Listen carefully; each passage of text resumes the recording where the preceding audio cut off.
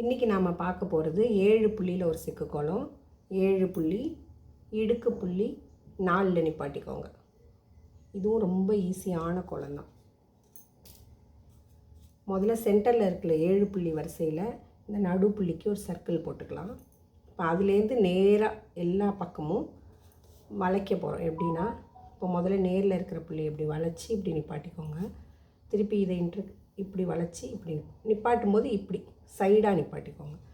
அப்புறம் இந்த முக்கோணம் மாதிரி 3 புள்ளியை விட்டுட்டு அடுத்த புள்ளியில் இப்படி வளைச்சி நிப்பாட்ட போகிறோம்.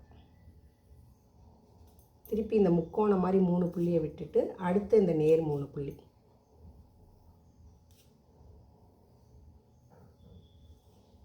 இந்த 3 புள்ளி முக்கோணம் மாதிரி விட்டுட்டு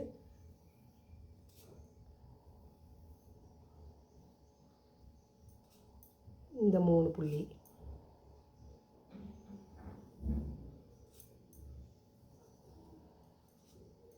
இந்த 3 புள்ளி,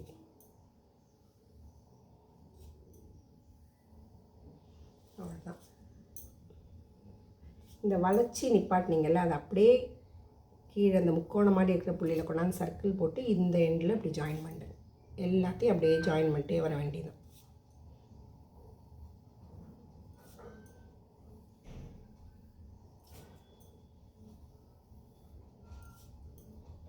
எவ்வளோ ஈஸியாக இருக்கு பாருங்க.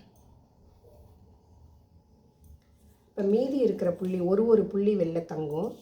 இந்த 2 புள்ளி அந்த சுழிச்சிருக்கீங்க இல்லையா, அதுக்கு கீழால் கொண்டு வந்து மேலே இப்படி கூம்பு மாதிரி போட்டு திருப்பி அந்த 2 புள்ளிக்கு கீழால் கொண்டு வந்து இந்த ஒத்த புள்ளியில் கூம்பு மாதிரி போட்டு அப்படியே எடுத்துகிட்டே போயிட வேண்டியது.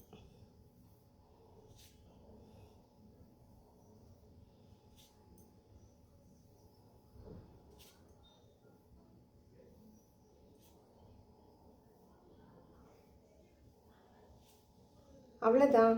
சூப்பர்.